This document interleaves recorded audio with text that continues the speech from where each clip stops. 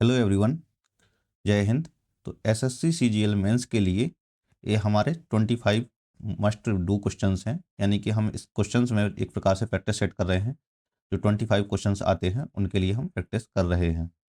अभी तक हम 3 प्रैक्टिस सेट कर चुके हैं। हमारा प्लान था कि हम 5 प्रैक्टिस सेट करेंगे, तो ये चौथा है। इसके बाद हमारा एक टेस्ट और होगा।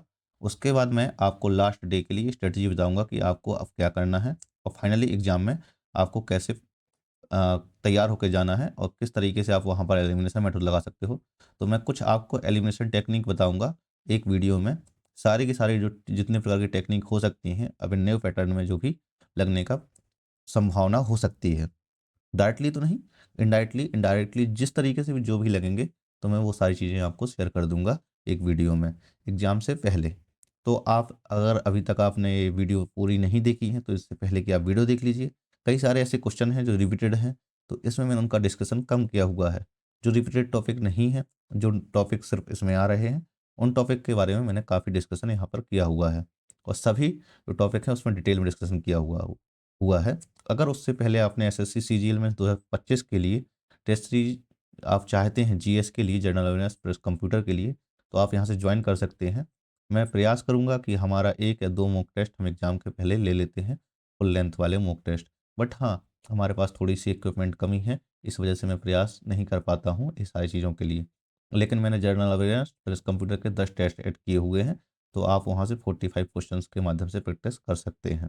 ठीक है, और कंप्लीट आपकी प्रैक्टिस हो जाएगी इसमें। लेकिन जीएस का मैंने आपको प्रैक्टिस सेट 5 करवा दिए थे, तो लगभग 125 क्वेश्चन मैंने इसमें करवा दिए थे। यानी कि एक प्रकार से हमने इसमें 100 टॉपिक्स कवर किए हुए थे, जो बहुत मोस्टली इंपॉर्टेंट थे। सो आप वहाँ से जाकर इनको कंप्लीटली कर सकते हैं। अब चलते हैं, हाँ, थोड़ी सा और चीज़ आपको, अगर यूट्यूब चैनल सब्सक्राइब नहीं किया है आपने प्राइम मैसेज, तो सब्सक्राइब कर लीजिए। GK for all SSC exam यहाँ पर चल रहा है। इसके अलावा Telegram PDF plus PYQ practice series मिल जाएगी, और प्राइम एकेडमी ऐप पर आपको mocks and courses free of cost में मिलेंगे।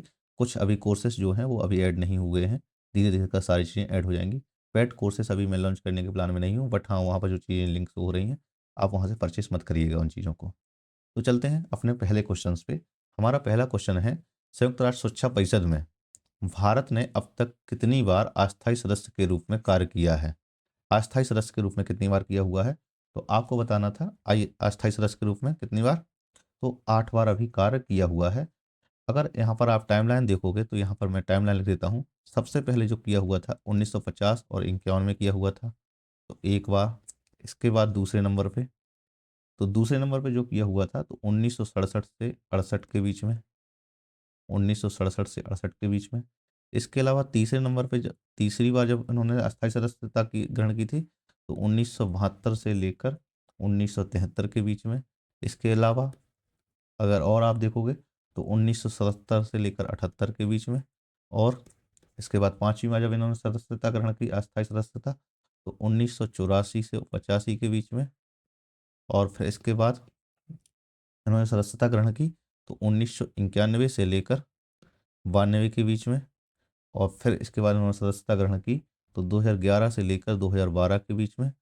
और फिर इसके बाद उन्होंने सदस्यता अस्थायी सदस्यता ग्रहण की तो 2021 से लेकर 2022 के बीच में। तो लगभग 8 बार इन्होंने सदस्यता ग्रहण की हुई थी। देखो, यूएन सिक्योरिटी काउंसिल के बारे में अगर आप थोड़ी सा जानोगे, तो यूएन सिक्योरिटी काउंसिल है जो सिक्योरिटी काउंसिल, तो यूएन सिक्योरिटी काउंसिल के बारे में यहाँ 15 सदस्य होते हैं। ठीक है, 5 सदस्य जो हैं, 5 सदस्य स्थायी हैं, 5 सदस्य जो हैं वो स्थायी हैं, और 10 सदस्य जो हैं वो अस्थायी सदस्य हैं। ठीक है, 5 सदस्य स्थायी कौन कौन से हैं, तो इसमें यूएसए आ जाएगा, अमेरिका, इसके अलावा रूस आ जाएगा, तो रशिया, और इसके बाद चाइना आ जाएगा, और इसके बाद कौन आएगा, तो यहाँ पर ब्रिटेन आ जाएगा, ब्रिटेन आ जाएगा, और कौन सा, फ्रांस। तो इस पांचों सदस्य आ जाएंगे। 10 अस्थायी सदस्य हैं। इनका कार्यकाल जो है, 10 अस्थायी सदस्यों का 2 वर्ष का कार्यकाल होता है। थोड़ा सा और अगर आप डिटेल में देखोगे आप यूएन के बारे में, तो यूएन के बारे में कुछ चीज़ें आपको पता चलेंगी। मैं एक सेकंड रुक जाइए, मैं यहाँ पर वाइट बोर्ड ऐड कर दूँ। तो इसके बाद यहाँ पर यूएन की जो है, यूनाइटेड नेशन की स्थापना जो है वो कब हुई थी, तो 24 अक्टूबर 1945 को हुई थी। कब? 24 अक्टूबर 1945 को हुई।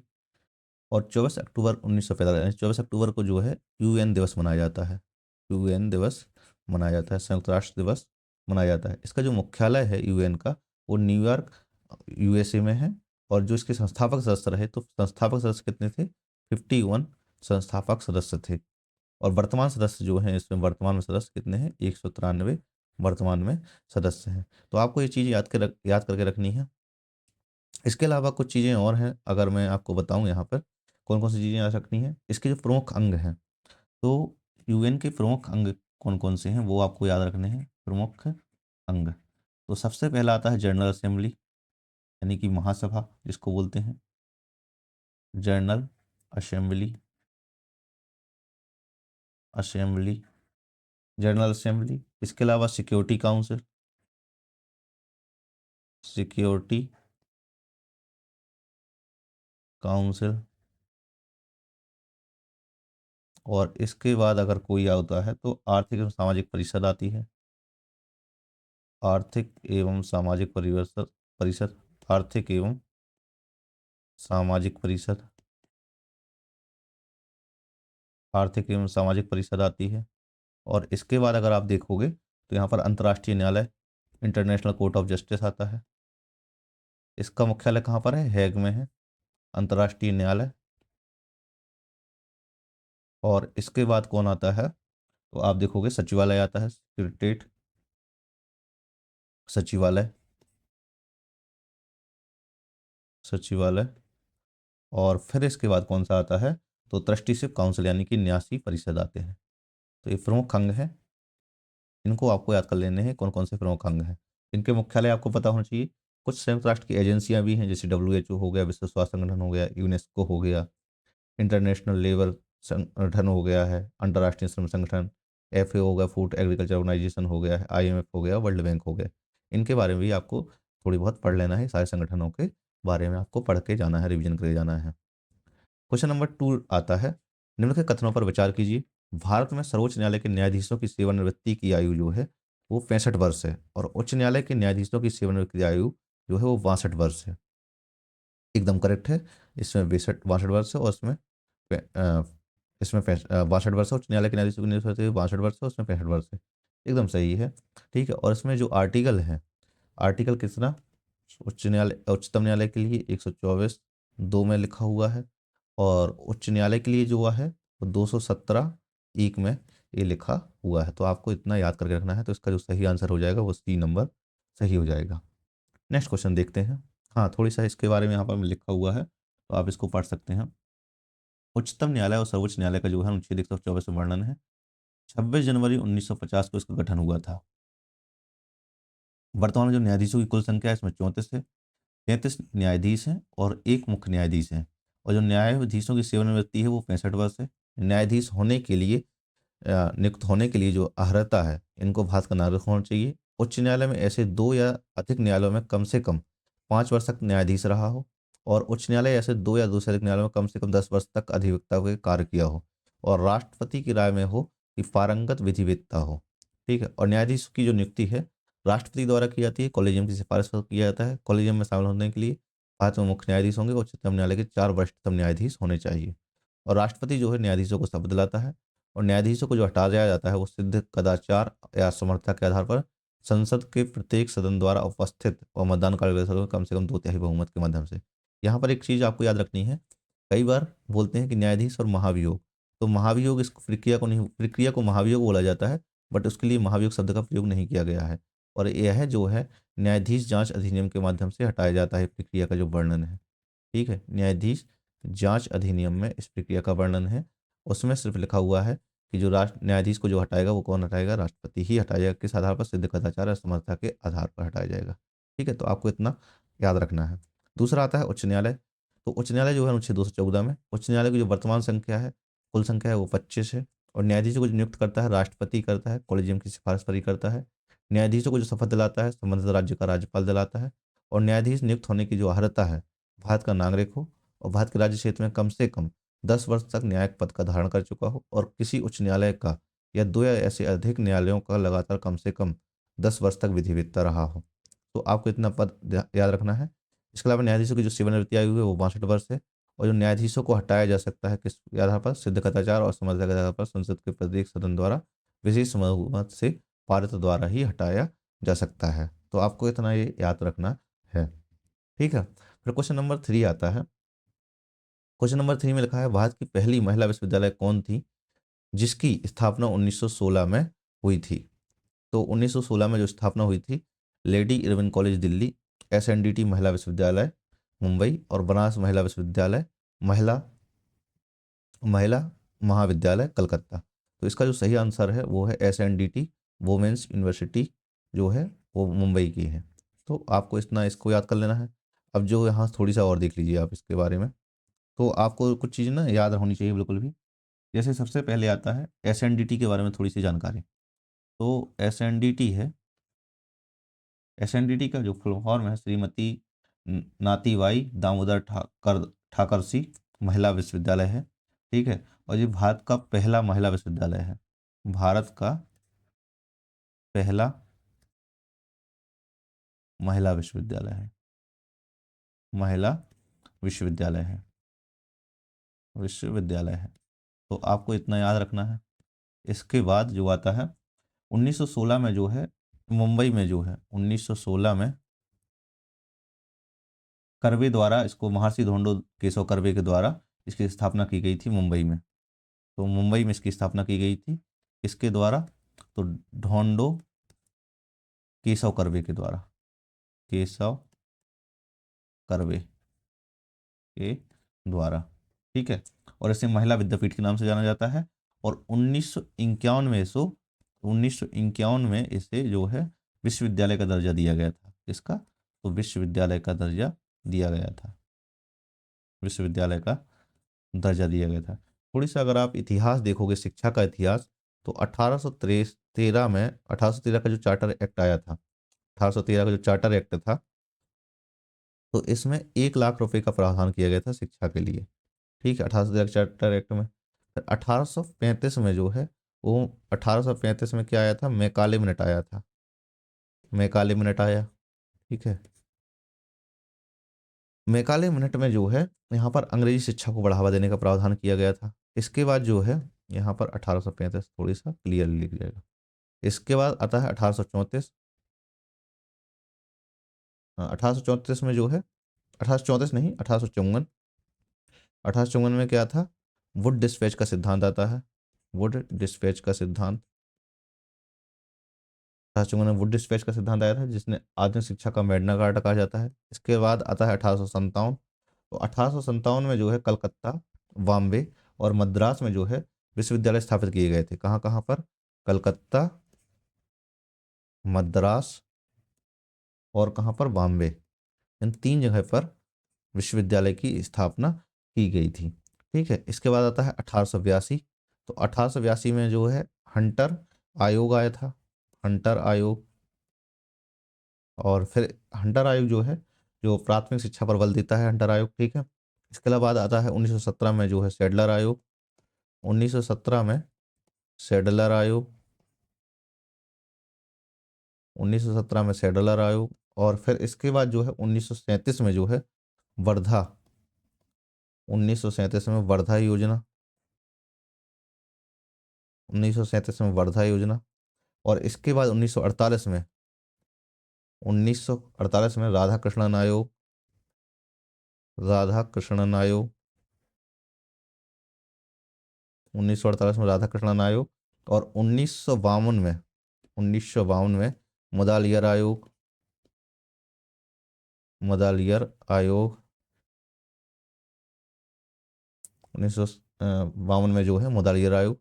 और 1964 66 में जो है कोठारी आयोग आया था। कौन सा, कोठारी आयोग आया हुआ था। तो इनके बारे में आपको इतना याद कर लेना है, ये थोड़ी सा इंपॉर्टेंट भी है। ठीक है। इन सारी चीज़ों के बारे में कई बार ये ऐसे क्वेश्चन आ जाते हैं सिक्वेंस में लगाने के लिए, तो आपको इनके बारे में पता होना चाहिए, इसलिए मैंने ये सारी चीज़ें आपको पता बता दी हैं शिक्षा का इतिहास के बारे में। क्वेश्चन नंबर 4 आता है, निम्नलिखित को उनके गठन के कालानुक्रम में व्यवस्थित कीजिए। यानी कि जो राज्य है इनके गठन के कालानुक्रम में आपको लगाना है। तो सबसे पहले जो है यहाँ पर छत्तीसगढ़ राज्य का गठन होता है। छत्तीसगढ़ का राज्य का गठन है जो एक 26वां राज्य के रूप में होता है गठन, 26वां राज्य के रूप में गठन होता है 1 नवंबर 2000 को, 1 नवंबर 2000 में। ठीक है, फिर इसके बाद जो है होता है इसमें उत्तराखंड राज्य का गठन होता है। उत्तराखंड राज्य का गठन है जो वो किसवें राज्य के रूप में, 27वें राज्य के रूप में गठन होता है, 27वां राज्य के रूप में गठन होता है, जो कि 9 नवंबर 2000 में होता है, 9 नवंबर 2000 में। ठीक है, 9 नवंबर 2000 में। और इसका अभी देखो नाम भी बदला गया है 2007 में। फिर इसके बाद तेलंगाना, इसके बाद झारखंड राज्य का गठन होता है, तेलंगाना का नहीं, झारखंड राज्य का गठन होता है, जो कि 15 नवंबर 2000 को होता है, एक 28वां राज्य के रूप में, 28वां राज्य के रूप में। और तेलंगाना राज्य का गठन है जो 29वां राज्य के रूप में होता है। ठीक है, 29वां राज्य के रूप में कब होता है, 2 जून 2014 को, 2 जून 2014 को। अब इसको लगा लीजिए आप। तो सबसे पहले आता है छत्तीसगढ़, फिर इसके बाद आता है आपका उत्तराखंड, इसके बाद आता है आपका झारखंड, और फिर इसके बाद आता है तेलंगाना। तो 2 1 4 3, यानी कि ए नंबर आपका सही है। तो आपको इसको याद करके रख लेना है कि कौन सा सही है और कौन से राज्यों का सीक्वेंस है। सारे राज्य आपको याद होने चाहिए। इसके बाद आता है next question, question number 5। Bharat में जीएसटी वस्तु एवं सेवा कर 1 जुलाई 2014 को लागू किया गया था। जीएसटी परिषद की स्थापना 101वें संविधान संशोधन अधिनियम 2016 के तहत की गई थी। तो इसका जो सही आंसर है वो भी ए ही होगा, क्योंकि देखो भारत के जीएसटी जो है वो 1 जुलाई 2017 को लागू किया गया था, एकदम करेक्ट आंसर है, मतलब ऑप्शन है। इसके अलावा जीएसटी परिषद की स्थापना 101वें संविधान संशोधन अधिनियम 2016 के तहत की गई थी, तो ये भी सही है।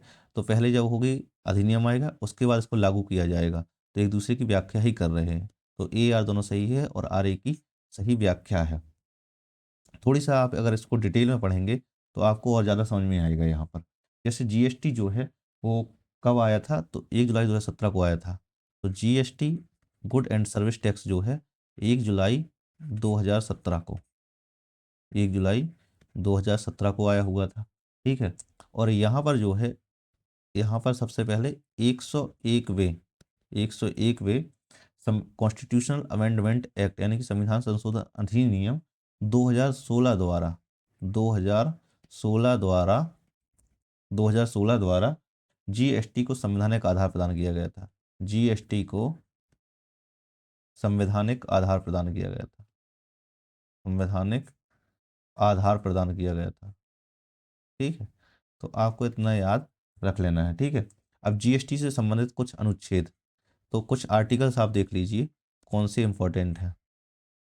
तो सबसे पहला जो आर्टिकल आता है, आर्टिकल 246, आर्टिकल 246 ए, इसमें लिखा हुआ है जीएसटी जो है, जीएसटी पर जो है केंद्र और राज्य दोनों दोनों द्वारा कर लगाया सकता है, कर लगाने की शक्ति होगी 246 ए में।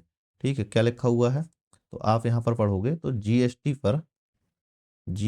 पर केंद्र और राज्य, केंद्र और राज्य दोनों को कर लगाने की शक्ति है, दोनों को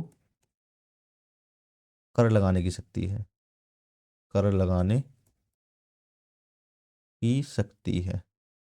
ठीक है, इसके बाद आता है आर्टिकल 269, आर्टिकल 269 ए। तो इसमें लिखा हुआ है अंतर्राज्यीय व्यापार आईजीएसटी पर कर, अंतर्राज्यीय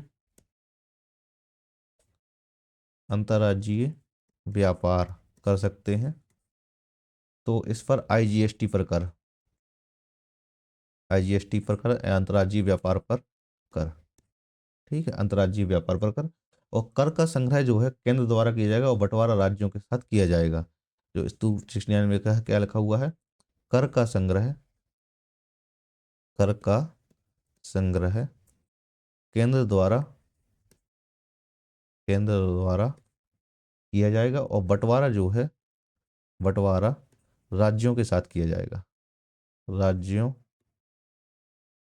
के साथ किया जाएगा। ठीक है, इसके अलावा आता है 269 ए, 279 ए, आर्टिकल 279 ए। ठीक है, 269 ए हो गया था, 279 ए आता है तो इसमें जीएसटी काउंसिल का प्रावधान है। जीएसटी काउंसिल, तो ये सबसे ज़्यादा इंपॉर्टेंट आर्टिकल में से एक है जिसमें जीएसटी काउंसिल का गठन है, और उसका जो अध्यक्ष होता है जीएसटी काउंसिल का, वो केंद्रीय वित्त मंत्री होता है। बस इसके बाद आता है आर्टिकल 286। आर्टिकल 286 है। तो 286 में जो है अंतर्राज्यीय व्यापार पर राज्य कर लगाने का पर जो प्रतिबंध है वो लगाएगा, और इसके अलावा जीएसटी के लिए विशेष प्रावधान किए गए हैं। और अगर इसके अलावा देखा जाए तो जीएसटी की जो संवैधानिक परिभाषा दी हुई है वो 366 12A में दी गई है। जीएसटी की परिभाषा, जीएसटी की परिभाषा दी हुई है। ठीक है, तो आपको इतने आर्टिकल्स याद कर लेने हैं जो जीएसटी से संबंधित हैं। फिलहाल देखिए काफ़ी पुराना हो गया तो इसको पूछा भी नहीं जाता है। इसके अलावा अन्य आर्टिकल्स में देखा जाएगा तो आर्टिकल 265 होता है। तो आर्टिकल 265 में लिखा हुआ है कानून के बिना कोई कर नहीं लगाया जाएगा। इसके अलावा आता है आर्टिकल 246। 246 में कर लगाने की जो विधायी शक्ति का वितरण होगा, और आर्टिकल 280 में है वो वित्त आयोग का प्रावधान है। देखो, इसके अलावा कर दो प्रकार के होते हैं, प्रत्यक्ष कर और अप्रत्यक्ष कर। प्रत्यक्ष कर है जो जिसका भार है वो सीधे व्यक्ति पर पड़ता है, और करदाता और कर वहन करने वाला एक ही व्यक्ति होता है, जैसे कि इनकम टैक्स होता है, कॉर्पोरेट टैक्स होता है, कैपिटल गेन टैक्स होता है। इसके अलावा आता है अप्रत्यक्ष कर, जो कि इनडायरेक्ट टैक्स होता है, जिसमें कर का भार अंततः उपभोक्ता करता है। ठीक है, करदाता और कर वहन करने वाले अलग अलग होते हैं। ठीक है, जीएसटी जैसे कस्टम ड्यूटी, उत्पाद शुल्क, तो जीएसटी एक प्रकार का अप्रत्यक्ष कर है, इनडायरेक्ट टैक्स है। आपको इतना याद करके रख लेना है। ठीक है, नेक्स्ट क्वेश्चन आता है क्वेश्चन नंबर 6।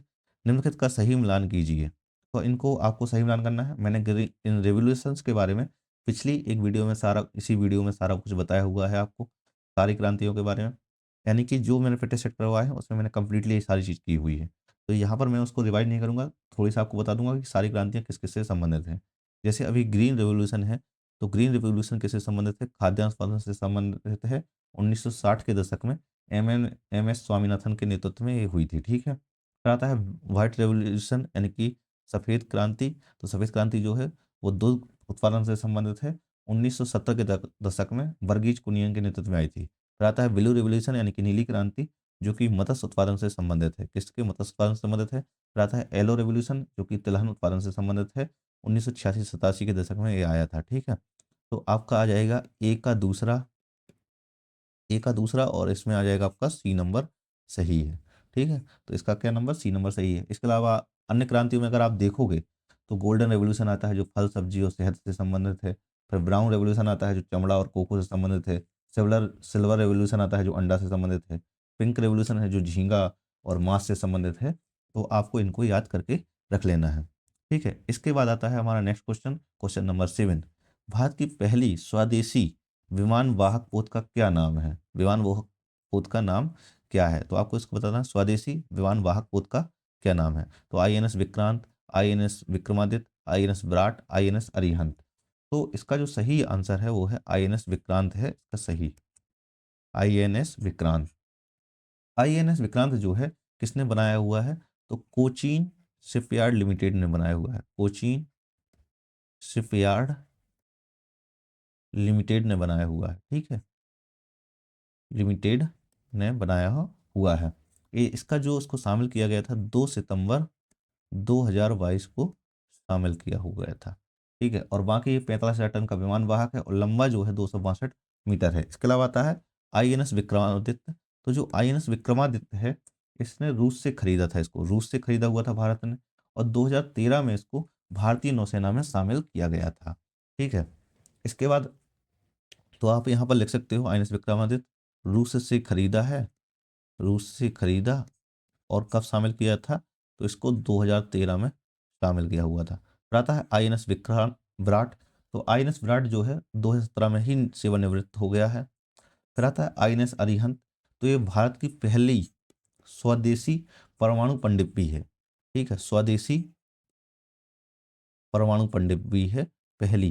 ठीक है, परमाणु पनडुब्बी है।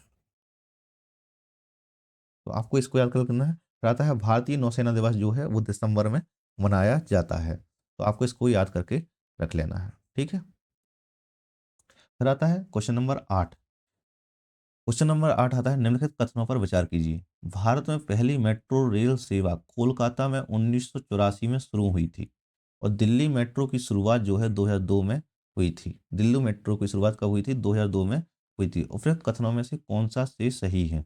केवल 1, केवल 1, केवल 2, 1 और 2 दोनों, ना तो 1 ना ही 2।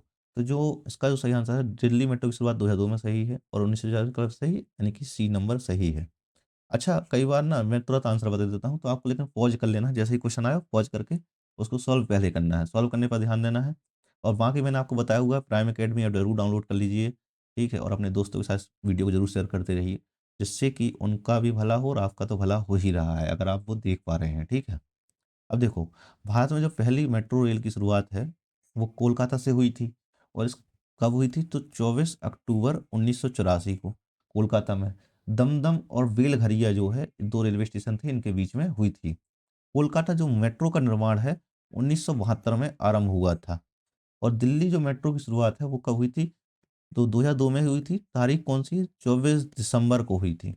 24 दिसंबर को 2002 में हुई थी। 30 हज़ारी से लेकर शाहदरा के बीच में हुई थी और ई श्रीधरन जो है, दिल्ली मेट्रो के जनक माने जाते हैं। क्वेश्चन नंबर 9 है, भारत में किस वर्ष राष्ट्रीय आपातकाल लगाया गया था? तो जिसे आंतरिक आधारिक और हाँ, इसमें आप देखो, पहला पूछा गया किस वर्ष राष्ट्रीय आपातकाल लगाया था और आंतरिक अशांति के आधार पर लगाया था, ना कि युद्ध या बाह्य आपातकाल या किसी अन्य आधार पे। तो आंतरिक अशांति के आधार पर कब लगाया गया था?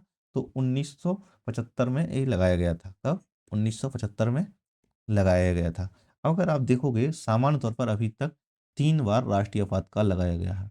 कितनी बार? 3 बार राष्ट्रीय आपातकाल लगाया गया है। अगर आप पहला देखोगे तो चीन द्वारा जब भारत पर आक्रमण किया गया था, चीन द्वारा भारत पर आक्रमण किया गया था, भारत पर आक्रमण किया गया था, तब एक बार आपातकाल लगाया, ठीक है? चीन द्वारा भारत पर आक्रमण किया गया था और ये जो इस वजह से जो आपातकाल है, वो 26 अक्टूबर 1962 से लेकर 10 जनवरी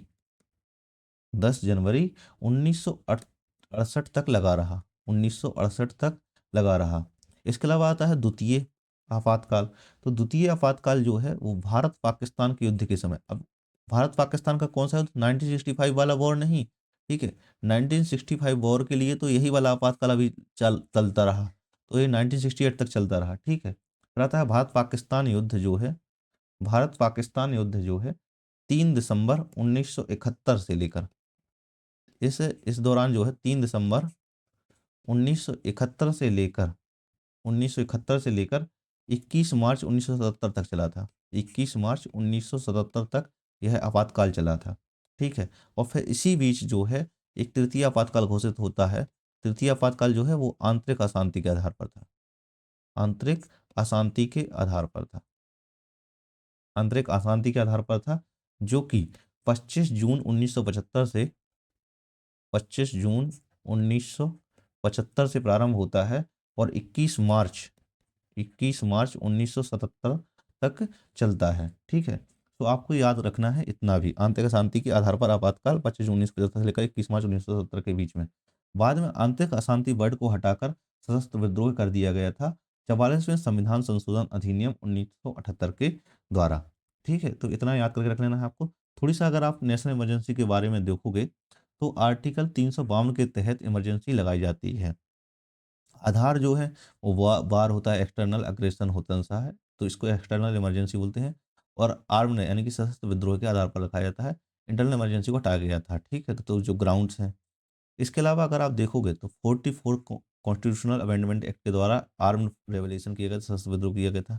इसके जो इफेक्ट्स होते हैं, तो suspension of fundamental rights except article 20 और 21 को छोड़कर फंडामेंटल राइट्स सस्पेंड हो जाते हैं। इसके अलावा सेंट्रल गवर्नमेंट के जो एज्यूम्स पावर्स हैं, वो स्टेट गवर्नमेंट के जो हैं वो ओवर हो जाते हैं और सेंट्रल गवर्नमेंट के अंतर्गत आ जाते हैं। आर्टिकल 360 के तहत फाइनेंशियल इमरजेंसी लगती है, फाइनेंशियल ऑफ स्टेबिलिटी आ जाती है जो इसकी वजह से। आर्टिकल 352 टू 360 में एक कॉन्स्टिट्यूशनल के प्रोविजंस हैं और आर्टिकल 356 में आता है स्टेट इमरजेंसी यानी प्रेसिडेंट रूल आता है।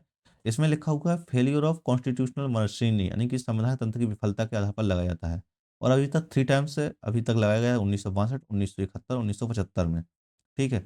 और ड्यूरेशन जो होगा वो 6 मंथ रहेगा, इसको एक्सपेंडेबल 6 मंथ किया जा सकता है। ये 44वें संविधान संशोधन अधिनियम के द्वारा किया गया था, तो आपको इतना याद रख लेना है। इमरजेंसी से रिलेटेड जो भी है। ठीक है। फिर आता है क्वेश्चन नंबर 10, निम्नलिखित को उनकी लंबाई के अनुसार अवरोही क्रम में व्यवस्थित करना है। अच्छा, नदियों के बारे में मैंने पिछली वीडियो में सारा कुछ बता दिया है, तो यहाँ पर मैं वो सारी चीज़ें कॉन्सेप्ट क्लियर नहीं करूँगा कंप्लीटली, क्योंकि वीडियो लंबी हो जाती है। तो आप पिछली वीडियोज को वो देख सकते हैं वहाँ पर। ठीक है। अब जैसे गोदावरी नदी है, तो गोदावरी नदी जो है अभी कितना 1465 किलोमीटर है, लगभग 1465 किलोमीटर। इसको दक्षिणी गंगा भी कहा जाता है। महाराष्ट्र के नासिक में त्र्यंबकेश्वर से निकलती है और बंगाल की खाड़ी में गिरती है। फिर आती है आपकी इसमें कृष्णा नदी। तो कृष्णा नदी जो है वो 1400 किलोमीटर है लगभग। ठीक है। और ये महाराष्ट्र के महाबलेश्वर से निकलती है और आंध्र प्रदेश में जो है बंगाल की खाड़ी में गिरती है।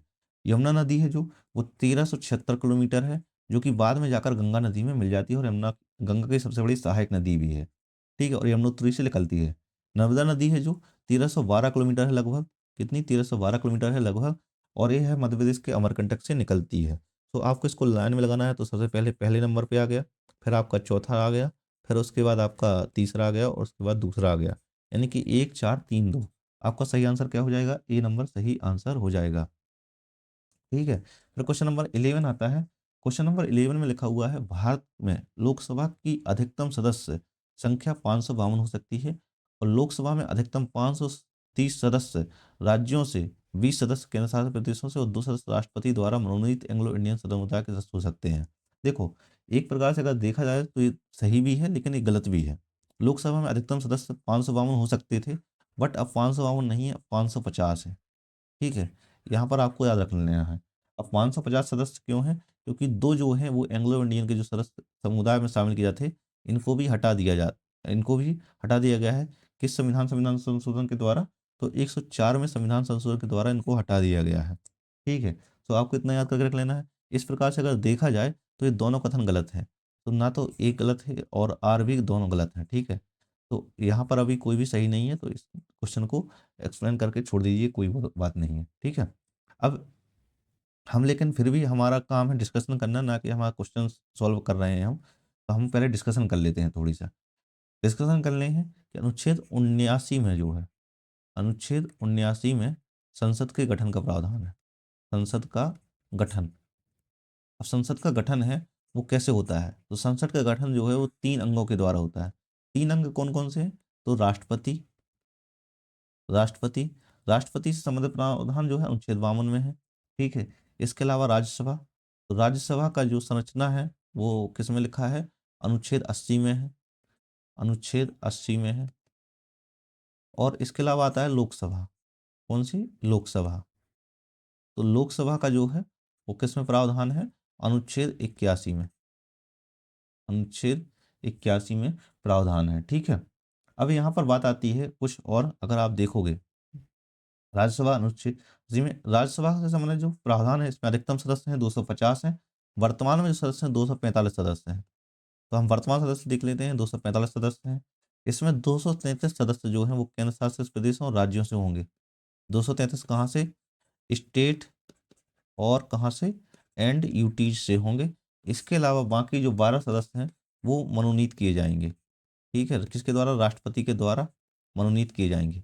इसके अलावा लोकसभा में जो है तो 543 सदस्य हैं जो वर्तमान में हैं, और जो कुल सदस्य हैं, अधिकतम सदस्य वो 550 हैं। इसमें 523 सदस्य हैं जो 523 सदस्य जो हैं वो राज्यों से होंगे, और 20 सदस्य जो हैं वो केंद्र शासित प्रदेशों से होंगे। 20 सदस्य जो वो यूटीज से होंगे। सो आपको इतना याद करके रख लेना है। और 104 में संविधान संशोधन अधिनियम 2019 के द्वारा एंग्लो इंडियन यानी कि आंग्ल भारतीय सदस्य थे, उनके मनोनयन को रद्द कर दिया गया है। ठीक है। क्वेश्चन नंबर 22 आता है, भारत में किस राज्य की तटरेखा सबसे लंबी है? तो गुजरात की है। अभी हाल ही में 29 अप्रैल को यह इसमें नया संशोधन आया है। ठीक है। 29 अप्रैल 2025 में इसका नया संशोधन के माध्यम से प्रस्तुत किया हुआ था, जो सदन में प्रस्तुत किया और बताया गया था कि क्या क्या परिवर्तन हुआ है। तो यहाँ पर आप देखोगे कैसे, जैसे गुजरात की जो तटरेखा है पहले 1214 किलोमीटर थी, और अब जो बढ़कर हो गई है 2340.62, यानी संशोधित तटरेखा है। तो आपको संशोधित तटरेखा याद करके रखना है कि कितने किलोमीटर है। ये वाला क्वेश्चन हो सकता है, एक प्रकार से करंट अफेयर्स का भी क्वेश्चन है। तमिलनाडु की जो है वो 906.9 किलोमीटर थी पहले। इसके बाद जो संशोधित तटरेखा है वो 1068.69 किलोमीटर है। ठीक है, तो इतना याद रखना है। फिर आंध्र प्रदेश है, तो आंध्र प्रदेश जो है वो तीसरे नंबर पे है 973.7, और इसकी जो है 1053.07 किलोमीटर हो गई है। और महाराष्ट्र की जो है 652.6, जिसकी अब संशोधित तटरेखा है वो 877.97। फिर पश्चिम बंगाल 157 किलोमीटर, जो वर्तमान में बढ़कर 721 हो गई है।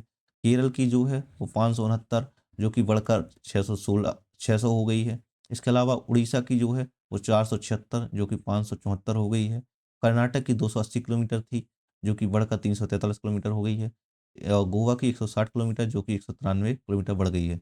दमनदीप की आप देखोगे तो 54 किलोमीटर, ठीक है। और अंडमान निकोबार द्वीप की 1962 किलोमीटर थी, जो कि बढ़कर 3083 किलोमीटर हो गई। लक्षद्वीप की 132 थी, 144 हो गई है। और पुदुचेरी की 30 हो थी, वो 42 किलोमीटर हो गई है। अगर कुल देखो जाए तो भारत की 7516 किलोमीटर थी पहले तटीय रेखा, जो कि 11,098 किलोमीटर तटीय रेखा अब हो गई है। सो आपको इसको याद करके रख लेना है। ये जो पीडीएफ है वो आपको टेलीग्राम चैनल पर मिल जाएगी, ठीक है। पीडीएफ टेलीग्राम चैनल पर मिलेगी, तो उसकी जो लिंक है वो आपको डिस्क्रिप्शन में मिल जाएगी, तो ये वहाँ से माध्यम से आप इसको अपडेट ले सकते हैं और पढ़ सकते हैं, ठीक है। क्वेश्चन नंबर 13 आता है। क्वेश्चन नंबर 13 में लिखा हुआ Simon commission, Cripps mission, cabinet mission और माउंटबेटन योजना। इनको आपको मिलाना है, सबको सही तरीके से मिलाना है। तो साइमन कमीशन जो है वो 1927 में ही भारत में आया था, 1927 में। तो फरवरी 1928 में जो है भारत आया, और इसकी जो नियुक्ति है, लेकिन अब देखो कई बार कन्फ्यूजन हो जाएगा कि इसकी जो नियुक्ति है 1927 में हो गई थी, नवंबर 1927 में नियुक्ति हो गई थी, और फरवरी 1928 में भारत आया हुआ था। फिर क्रिप्स मिशन है जो 1942 में जो आया था, ये मार्च 1942 में, ठीक है। इसके जो क्रिप्स मिशन के समय वायसराय थे वो लॉर्ड लिनलिथगो थे, और इसके जो सर स्टैफोर्ड क्रिप्स के नेतृत्व में आया था। कैबिनेट मिशन है जो मार्च 1946 में भारत आया था, और इसमें 3 सदस्य थे, पैथिक लॉरेंस, स्टैफोर्ड क्रिप्स और एबी अलेक्जेंडर, ठीक है। माउंटबेटन योजना है जो 1947 में आई थी, तो 3 जून योजना भी कहा जाता है इसको। तो 3 जून 1947 को आई थी, इसको भारत विभाजन का प्रस्ताव भी रखा हुआ था। तो अगर आप इसको सही तरीके से मिलाएंगे तो ए का पहला आता है, बी का दूसरा ही आता है, सी का तीसरा आता है, और डी का चौथा आता है। ए नंबर सही है, ठीक है। अब यहाँ पर नेक्स्ट क्वेश्चन आप देखोगे, क्वेश्चन नंबर 14, निम्नलिखित कथनों पर विचार कीजिए। भारत में पहला परमाणु परीक्षण 18 मई 1974 को पोखरण राजस्थान में किया गया था, जिसे ऑपरेशन स्माइलिंग बुद्धा कहा गया, एकदम सही है। और भारत में दूसरी बार परमाणु परीक्षण 11 और 13 मई 1998 को किया गया था, जिसे ऑपरेशन शक्ति कहा गया था। तो ए भी सही है, तो एक और दो दोनों सही है। अब देखो 18 मई 1974 को जो किया गया था, इसको स्माइलिंग बुद्धा कहा गया था, और क्योंकि ये शांतिपूर्ण विस्फोट था, परमाणु विस्फोट था, पीसफुल न्यूक्लियर विस्फोट था, ठीक है। और दूसरी बार जो परमाणु परीक्षण किया गया था, इसको ऑपरेशन शक्ति कहा गया था, या पोखरण 2 भी कहा गया था। तो इस तरीके से इसका जो सही आंसर हो जाता है वो सी नंबर सही आंसर हो जाता है, ठीक है। क्वेश्चन नंबर 15 देखोगे, भारत में किस राज्य में सर्वप्रथम पूर्ण शराबबंदी लागू की गई थी? तो पूर्ण शराबबंदी कब लागू की गई थी ये आपको बताना है सबसे पहले। अब यहाँ पे आप बिहार मत लगाना, बिहार में पूर्ण शराबबंदी पहले लागू नहीं की गई थी, बल्कि जो लागू की गई थी वो कब की गई थी, गुजरात में लागू की गई थी। और कब लागू की गई थी, तो 1 मई 1960 को। अब इसके लिए थोड़ी सा अधिनियम भी आपको पता होना चाहिए। तो इसके लिए जो बॉम्बे प्रोहिबिशन एक्ट 1949 के तहत गुजरात में पूर्णबंदी लागू की गई थी। और देखो यहाँ पर मैंने बताया था बॉम्बे प्रोहिबिशन एक्ट है। अब बॉम्बे प्रोहिबिशन क्यों, क्योंकि बम्बई जो राज्य था वो पहले गुजरात में, मतलब गुजरात जो था वो पहले बम्बई राज्य में आता था, महाराष्ट्र गुजरात एक ही पार्ट हुआ करते थे, बाद में इन दोनों का विभाजन हुआ था, ठीक है। फिर इसके बाद आता है बिहार में जो है शराबबंदी है वो 5 अप्रैल 2016 से हुई थी, 5 अप्रैल 2016 से, ठीक है। नागालैंड में भी पूर्ण शराबबंदी है, और मिजोरम में भी आंशिक शराबबंदी है, ठीक है। तो नेक्स्ट क्वेश्चन है 16 नंबर, निम्नलिखित को उनकी ऊंचाई के अनुसार आरोही क्रम में व्यवस्थित करना है। अच्छा मैंने कंच ये जो कह सकते हैं हिमालय की जो चोटियां हैं, इसको लेकर मैंने एक स्टैटिक जीके की वीडियो बनाई हुई है। मैं अभी उसका थंबनेल चेंज करके जियोग्राफी वाला कर दूंगा, और वो यहाँ पर आपको शो भी हो रही होगी। तो आप उसकी लिंक जो है डिस्क्रिप्शन में मिल जाएगी आपको, या कहीं उसके नीचे आपको शो हो जाएंगी, सारी लिंक मिल जाती हैं, तो वो आप देख सकते हैं, वहाँ पर थोड़ी सा चैनल पर विजिट कर सकते देख सकते हैं, और वहाँ से आप उनको पढ़ सकते हैं। कंप्लीट मैंने सारी चोटियों के बारे में बताया हुआ था, ठीक है। अब कंचनजंगा है जो, तो विश्व की तीसरी सबसे ऊंची चोटी है, ठीक है। और ये भारत की सबसे ऊंची चोटी भी है कंचनजंगा, ठीक है। और यहाँ पर अगर आप देखोगे तो इसकी जो ऊंचाई है वो 8,586 मीटर है, 8,586 मीटर है। सिक्किम और नेपाल की सीमा पर स्थित है। नंदा देवी जो है, तो नंदा देवी है भारत की दूसरी सबसे ऊंची चोटी है और 7,816 मीटर की ऊंचाई है। उत्तराखंड के चमोली जिले में स्थित है और यूनेस्को विश्व धरोहर स्थल है में स्थित है। और कॉमेट जो है, इसकी जो ऊंचाई है वो 7,756 मीटर है। उत्तराखंड के चमोली जिले में गढ़वाल हिमालय का एक पार्ट है। फिर आता है गुरु शिखर जो है, तो गुरु शिखर जो है ये अरावली पर्वतमाला की सबसे ऊंची चोटी है। राजस्थान के सिरोही जिले में स्थित है और 1722 मीटर की ऊंचाई है इसकी। तो अगर आप इसको लगाओगे तो इस तरीके से ही लगना है, 8,586, 7,816, फिर उसके बाद ए और इसके बाद ए, यानी कि 1 2 3 4 ए नंबर सही है इसका। ठीक है, बाकी मैंने बताया तो आप वहां से कंप्लीटली हिमालय की चोटियां देख सकते हैं। ठीक है, नेक्स्ट क्वेश्चन नंबर आता है क्वेश्चन नंबर 17। भारत में संघ लोक सेवा आयोग एक स्वतंत्र संवैधानिक निकाय है। संघ लोक सेवा एक स्वतंत्र संवैधानिक निकाय है, एकदम करेक्ट आंसर है, मतलब ऑप्शन है। यूपीएससी के अध्यक्ष सदस्यों को राष्ट्रपति नियुक्त करते हैं और उनका कार्यकाल जो है वो 6 वर्ष या 65 वर्ष की आयु तक होता है। यूपीएससी के अध्यक्ष, तो ए भी करेक्ट आंसर है। तो ए आर दोनों सही है और आर ए की सही व्याख्या भी कर रहा है। तो A, both A and R correct and R is a correct explanation of A. तो आप इसको भी देख सकते हैं यहाँ पर। कुछ चीज़ें अब थोड़ी सा मैं एक्सप्लेन कर देता हूँ। एक्सप्लेन में क्या करना है हमें, तो यहाँ पर आप देखोगे तो अनुच्छेद 315 के तहत अनुच्छेद 315 में कुछ चीज़ें लिखी हुई हैं। अनुच्छेद 315, आर्टिकल 315, 315 में क्या लिखा हुआ है, संघ और राज्यों के लिए लोकसभा आयोग होगा। संघ और राज्यों के लिए और राज्यों के लिए लोक सेवा आयोग होगा, के लिए लोक सेवा आयोग होगा, लोक सेवा आयोग होगा। ठीक है, इसके बाद अगर आप देखोगे तो आर्टिकल 316 में, आर्टिकल 316 में जो है तो अध्यक्ष एवं सदस्यों की नियुक्ति एवं कार्यकाल लिखा हुआ है। अध्यक्ष एवं सदस्यों की नियुक्ति एवं कार्यकाल, सदस्यों की नियुक्ति एवं कार्यकाल, नियुक्ति एवं कार्यकाल के बारे में लिखा हुआ है। ठीक है, फिर इसके बाद अगर आप देखोगे जो संघ, अब यहाँ पर क्या है, कार्यकाल जो है ये छोटा सा कॉन्फ्यूजन कई बार हो जाता है। तो जो संघ एवं लोक सेवा आयोग है यानी कि यूपीएससी है, तो यूपीएससी के जो अध्यक्ष एवं सदस्यों का कार्यकाल है वो 6 वर्ष और या 65 वर्ष है। ठीक है, 65 वर्ष आयु याद रखना है।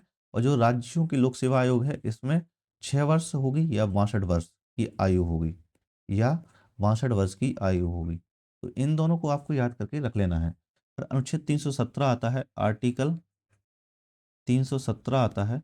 आर्टिकल 317 में लिखा हुआ है अध्यक्ष एवं सदस्यों को हटाने की प्रक्रिया, अध्यक्ष एवं सदस्यों को हटाने की प्रक्रिया, सदस्यों को हटाने की प्रक्रिया, हटाने की प्रक्रिया के बारे में आपको लिख लेना है। ठीक है, इसके बारे में आपको याद कर लेना है। और अनुच्छेद 318, अनुच्छेद 318, तो अनुच्छेद 318 में क्या लिखा हुआ है, सेवा शर्तें जो निर्धारित करने की शक्ति होगी, सेवा शर्तें निर्धारित करने की शक्ति, सेवा शर्तें निर्धारित करने की शक्ति, निर्धारित करने की शक्ति। और इसके बाद जो है पद मुक्ति के बाद प्रतिबंध होगा, अनुच्छेद 319, आर्टिकल 319, पद मुक्ति के बाद प्रतिबंध, पद मुक्ति के बाद प्रतिबंध, पद मुक्ति के बाद प्रतिबंध। फिर आता है आर्टिकल 320, आयोग के कार्य होंगे। आयोग के कार्य क्या होता है, नियुक्ति परीक्षाएं आयोजित करना, आयोग के कार्य। और इसके बाद आता है आर्टिकल 321 जिसमें अतिरिक्त कार्य सौंपने की शक्ति होती है, अतिरिक्त कार्य सौंपने की शक्ति होती है, सौंपने की शक्ति होती है। ठीक है, और इसके बाद आता है आर्टिकल 22, आर्टिकल 322 आता है जिसमें लिखा है व्यय का प्रावधान है समेकित निधि के माध्यम से, व्यय का प्रावधान और फिर इसके बाद आता है आर्टिकल 323। आर्टिकल 323 में जो है वार्षिक रिपोर्ट है जो वो राष्ट्रपति को सौंपेगा और राज्य में जो है वो राज्यपाल को सौंपेगा। और यह जो है राज्य विधानमंडल में रखेंगे या कहें संसद में रखेंगे, राष्ट्रपति किसी भी व्यक्ति के थ्रू रखवाएंगे। ठीक है, तो वार्षिक रिपोर्ट होती है। इसके अलावा अगर आप देखोगे तो 324 से 329 के बीच में निर्वाचन आयोग है, अनुच्छेद 348 और 151 के बीच में नियंत्रक एवं महालेखा परीक्षक का प्रावधान है। ठीक है, फिर नेक्स्ट क्वेश्चन आता है क्वेश्चन नंबर 18। भारत में प्रथम आम चुनाव किस वर्ष आयोजित हुए थे? प्रथम आम चुनाव किस वर्ष आयोजित हुए थे इसके बारे में आपको बताना है। तो प्रथम आम चुनाव कब हुए थे? 1951 से लेकर 1952 के बीच में। तो बी नंबर इसका सही है। कब आरंभ हुए थे? तो 25 अक्टूबर 1951 से आरंभ होते हैं। और कब तक चलते हैं ये? तो 21 फरवरी 1952 तक चले हुए थे। ठीक है, और इसके चुनाव आयुक्त जो इस टाइम जो चुनाव आयुक्त वो थे कौन से? सुकुमार सेन थे। तो प्रथम चुनाव आयुक्त कौन थे? सुकुमार सेन भी थे। क्वेश्चन नंबर 19वां आता है, निम्नलिखित का सही मिलान करना है। अखिल भारतीय खादी और ग्रामोद्योग आयोग उद्योग आता है, भारतीय लघु उद्योग विकास बैंक लखनऊ, लघु उद्योग विकास निगम एनएसआईसी नई दिल्ली, कायर बोर्ड यानी कोच्चि। अब इनको थोड़ी सा लगा दीजिए आप। तो सबसे पहले अखिल भारतीय खादी ग्राम उद्योग का जो है वो मुख्यालय कहाँ पर? मुंबई में है। अखिल भारतीय खाद्य उद्योग जो है ग्रामीण क्षेत्रों में रोजगार सृजन का कार्य करता है। सिडबी जो है, सिडबी का मुख्यालय जो है लखनऊ में ही है। तो ये भी सही मिला हुआ है। 2 अप्रैल 1990 की स्थापना हुई थी। 2 अप्रैल 1990 को 1990 में सिडबी की स्थापना हुई थी। ठीक है, और एमएसबी को वित्तीय सहायता प्रदान करता है। राष्ट्रीय लघु उद्योग निगम निगम एनएसआईसी जो है नई दिल्ली में इसका मुख्यालय है। और इसका जो है 1955 में इसकी स्थापना हुई थी। और कायर बोर्ड जो है कोच्चि में ही मुख्यालय, केरल में। और इसकी जो स्थापना है वो 1953 में हुई थी। तो इसका जो सही आंसर आ जाता है, ए का पहला, बी का दूसरा, सी का तीसरा और डी का चौथा। ए नंबर सही है।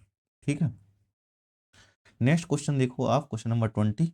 निम्नलिखित कथनों पर विचार कीजिए। भारत का राष्ट्रीय ध्वज तिरंगा 22 जुलाई 1947 को अपनाया गया था। और तिरंगे में केसरिया रंग साहस और बलिदान, सफेद शांति, सत्य तथा हरा समृद्धि को दर्शाता है। तो एकदम करेक्ट है, दोनों ही सही है ये चीज।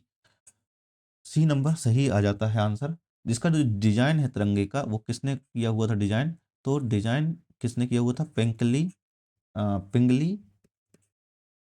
वेकैया वेकैया ने किया हुआ था। ठीक है, उसका जो अनुपात है, अगर अनुपात देखोगे आप लंबाई और चौड़ाई में, तो 3:2 है। ठीक है, और ध्वज संहिता 2002 में, ध्वज संहिता 2002 में। ठीक है, फिर आता है क्वेश्चन नंबर 21। अच्छा, क्वेश्चन नंबर 21 हमारा कंप्लीट हो गया है। क्वेश्चन नंबर 22 आता है, निम्नलिखित में उनके क्षेत्रफल के अनुसार। अच्छा, 21 ए वाला है हमारा, 20 कंप्लीट हो गया है, 21 ए वाला है। मैं वही सोच रहा था कि कुछ तो गलती हो रही है। अच्छा, 21 है, भारत में किस राज्य में सर्वप्रथम महिलाओं को मतदान का अधिकार दिया गया था? तो किस राज्य में नहीं, किस रियासत में कह सकते हैं। रियासत में भी कुछ परसेंट जहाँ पे स्थानीय छोटे मोटे चुनाव होने लगे थे। तो ये था केरल में त्रावणकोर रियासत थी, जो कि 1921-22 में प्रारंभ होते हैं यहाँ पर चुनाव, 1921-22 में। इसके पहले देखो कोचीन रियासत थी, जहां पर महिलाओं को सीमित अधिकार दिया गया था 1920 में। 1920 में कोचीन रियासत में भी सीमित अधिकार दिए गए थे। ठीक है, अब क्वेश्चन नंबर 22 आता है। 22 अब यहाँ पर आया, निम्नलिखित को उनके क्षेत्रफल के अनुसार आरोही क्रम में व्यवस्थित करना है। इन सबको आरोही क्रम में लगाना है आपको। तो जैसे राजस्थान है, तो राजस्थान का जो क्षेत्रफल है वो 3,42,239 वर्ग किलोमीटर है। मध्य प्रदेश का जो है वो 3,08,245 वर्ग किलोमीटर है, 245 वर्ग किलोमीटर है। महाराष्ट्र का जो है वो 3,07,713 वर्ग किलोमीटर है। उत्तर प्रदेश का है 2,40,928 वर्ग किलोमीटर है। तो इसका जो है एक प्रकार से ए नंबर सही हो गया, सीधा सही सही लगाया हुआ है। तो आपको इनको सबको याद करके रख लेना है, ये जो भी जितना भी क्षेत्रफल है जिसका भी जितना भी। क्वेश्चन नंबर 23 आता है, भारत में राष्ट्रीय मानवाधिकार आयोग की स्थापना 1993 में की गई थी। एकदम करेक्ट है ये भी। ठीक है, और एनएचआरसी की स्थापना जो है मानवाधिकार संरक्षण अधिनियम 1993 के तहत की गई थी। इसका अध्यक्ष जो है सर्वोच्च न्यायालय का सेवानिवृत्त मुख्य न्यायाधीश होता है। तो ये भी करेक्ट है। और ए आर दोनों सही है, आर ई की सही व्याख्या भी कर रहा है। ठीक है, इसके जो प्रथम अध्यक्ष थे वो, सॉरी, न्यायमूर्ति रंगनाथ मिश्र थे। कौन थे? न्यायमूर्ति रंगनाथ मिश्र। फिर आता है क्वेश्चन नंबर 24। भारत में किस वर्ष भाषा के आधार पर पहला राज्य आंध्र प्रदेश बनाया गया था? तो आंध्र प्रदेश कब बनाया गया था? पहला राज्य कब बनाया था? 1953 में पहला राज्य बनाया हुआ था। तो यहाँ पर आंध्र प्रदेश जो है वो मद्रास से अलग होकर बना था। मद्रास से अलग होकर बना था। अब मद्रास से अलग होकर किस भाषा के आधार पर? तो तेलुगु भाषा के आधार पर। तेलुगु भाषा के आधार पर अलग हुआ था। तो पोट्टी श्री रामुलु थे जिन्होंने तक 58 दिनों तक करीब करीब भूख हड़ताल की हुई थी। उसके बाद इनकी मृत्यु हो जाती है 15 दिसंबर 1952 को मृत्यु हो जाती है। ठीक है। और इसके बाद आंध्र प्रदेश राज्य बन के आता है और फिर कई सारे राज्य बनते हैं। क्वेश्चन नंबर 25 आता है। हमें हमारा ये अंतिम क्वेश्चन है, क्वेश्चन नंबर 25।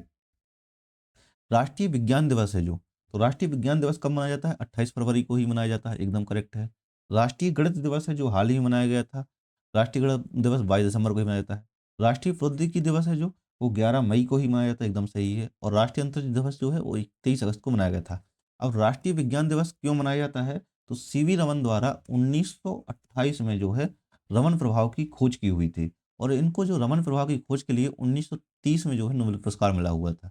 लेकिन इसी दिन 28 फरवरी 1928 को इसकी खोज की हुई थी, इसलिए राष्ट्रीय विज्ञान दिवस मनाया जाता है।